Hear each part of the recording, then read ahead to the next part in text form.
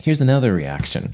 This is an iron 3 oxide reacting with basically graphite to make pure iron and carbon dioxide. Well, if you look up these values for delta H and delta S or calculate them, there's what you get, and you plug it in at 298 Kelvin, delta G positive 300.8 kilojoules.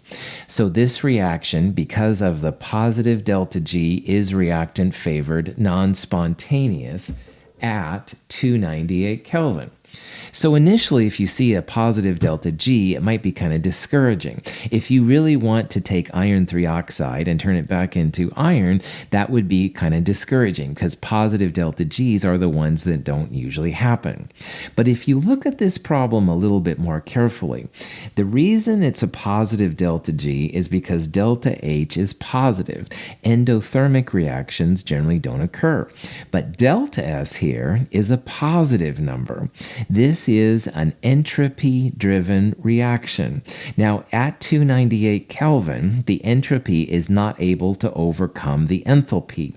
But you can probably imagine, because delta G equals delta H minus T delta S, there must be some temperature at which temperature times delta S is able to overpower delta H and make the reaction spontaneous. The question here is, what temperature does it take to make delta G go from being positive to negative? What temperature allows entropy to overpower enthalpy and make the reaction spontaneous? This reaction will be spontaneous at higher temperatures. If delta S is positive and delta H is positive, then at some high temperature, negative T times delta S will be able to overpower delta H. So you can figure this temperature out. It's a threshold temperature because at the threshold, delta G equals 0. And if delta G equals 0, and remember delta G equals delta H minus T delta S, well, if delta G is 0, then delta H equals T delta S. And temperature then equals delta H divided by delta S. You have to make sure you're using the same kind of units like before. So I turned 560.3 into 0.5603 to make the kilojoules cancel out. But because delta S is kilojoules per Kelvin, you end up with Kelvin. Lo and behold, 835.1 Kelvin.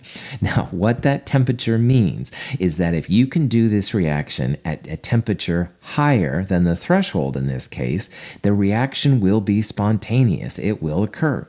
So if you are really committed to turning iron 3 oxide, rust, back into iron, if you can get this temperature to occur at maybe 836 Kelvin, just a number a little bit higher than 835.1, you can actually make this reaction spontaneous, i.e. occur naturally. In industry, this might be something that's feasible, all right? You might be able to keep something warm enough to make this reaction go from being non-spontaneous to spontaneous. You'd have to get at pretty high temperatures, but again, if there's an economic incentive, maybe this is totally possible. This is the way, at least to calculate, when a reaction goes, in this case anyway, from being non-spontaneous to spontaneous. Here's another example. Ice going to liquid water at 273 Kelvin, that's the transition. All right, that's when liquid water freezes and solid water will melt. 0 degrees Celsius is the same as 273 Kelvin. Now, delta H is positive, all right? It takes energy to turn solid pieces into liquid water, all right? That's one of the things we talked about in Chem 222. You have to break the solid lattice, turning them into liquids and stuff to overpower the intermolecular forces, et cetera, et cetera. On the other hand, the delta S here is a positive. Liquids have higher entropy than solids do, so turning solids into liquids would have a positive delta S value. 0 Kelvin then is the threshold between when ice forms and liquid forms. Because delta S is positive, turning ice into liquid water, all right, if T delta S is larger, then it'll make negative delta G. On the other hand, if temperature is low enough, then delta H really isn't too into this because you've got to break the solid intermolecular forces in the hydrogen bonding ice molecules in order to form them liquid water. And that's going to take energy. So 273 Kelvin is the threshold between when this is going to happen naturally and when it won't. So ice won't normally go to liquid water below 273 Kelvin. But above 273 Kelvin, absolutely, ice cubes will melt easily. This is kind of a practical use of this threshold temperature, kind of an interesting idea. Here's a reaction. We've got a given reaction. It's not product favored at room temperature, so it would have a positive delta G. At what temperature will the reaction become product favored? And we have a positive delta H and a positive delta S. Okay, so this is like the example we did with the iron 3 oxide turning into iron, all right? We're trying to find that threshold temperature, and you can do that by letting delta G equal 0, and if it does equal 0, then delta H minus T delta S equals 0. Put negative T delta S on the other side. Delta H equals T delta S. T equals delta H divided by delta S. And remember, you have to get everything in the same kind of units. So I would turn the joules per mole Kelvin into kilojoules, but you could do it the other way around. It's like 50 divided by 0.1. 50 divided by 0.1 is 500. And it's in Kelvin because that's what the scientists use in thermodynamics all the time. At 500 Kelvin, that's the threshold temperature at which you go from being non-spontaneous to spontaneous, i.e. from positive delta G's to negative delta G's. So if you want this reaction to go, heat it up to like 501 Kelvin, something like that. In those kind of cases, you would have a spontaneous reaction. Delta G is related to K, equilibrium constants as well, all right? And delta G is the change of free energy when the reactants convert completely to products. Ks are greater than 1 when you're in product favored, so you can, if you have a large K, you can find the delta G. So both delta G and K are related to how favorable it is that the reaction occurs.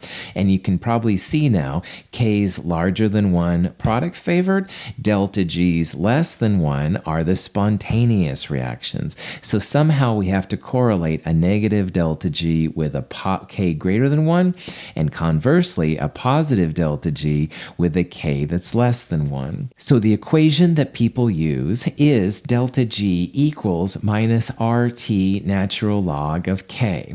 R here is the energy R. It's 8.3145 joules per mole Kelvin. Temperature is in Kelvin, and you can use any kind of K here to calculate a delta G. So it could be a Ka, a KSP, a KP. I mean, anything like that is fine.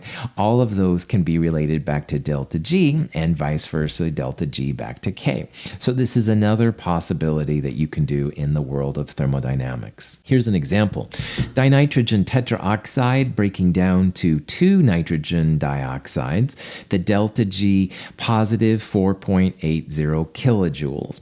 Well, let's calculate the equilibrium constant for this reaction. No problem. So 4.80 kilojoules, we're going to put up there for delta G. Usually R is just in joules, so let's convert the kilojoules into joules. If you have joules and kilojoules, you've got to have them be the same kind of unit, big time. But anyway, what I did, I took 4.80 kilojoules, turned it into 4,800 joules, multiplied by 1,000. That equals negative R, which has joules, times temperature, 298 Kelvin. We're assuming it's standard conditions, because that's what that little 0 thing right there means, natural log of K. So natural log of K equals, as it turns out, negative 1.94. If you need to get rid of the natural log, you use what's called the anti-natural log. We saw that for base 10 logs, log, you could go 10 to the x, that's the anti-base 10 log. Well, for natural logs, you use the little e to the x button.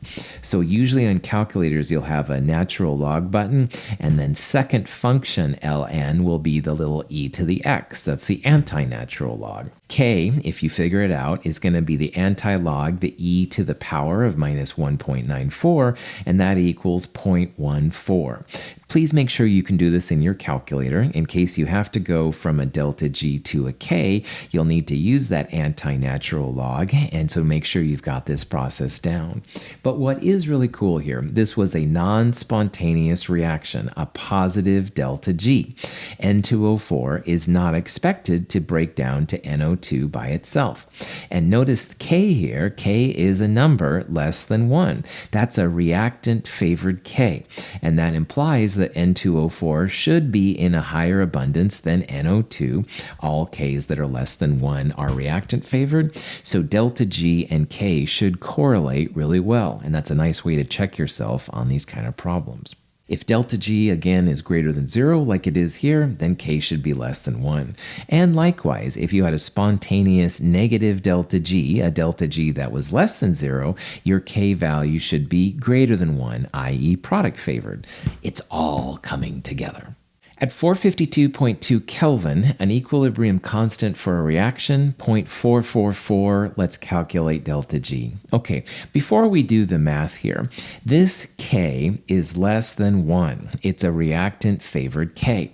And Ks that are less than 1 should have delta G values which are positive, non-spontaneous. So that's a nice way to kind of check yourself.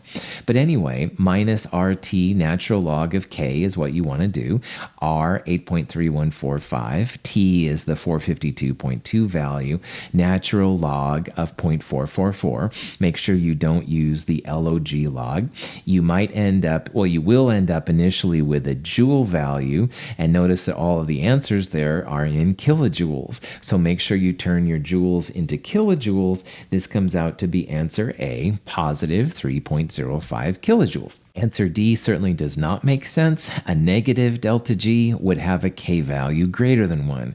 Our K here is less than 1. We should have a positive delta G value. Cool.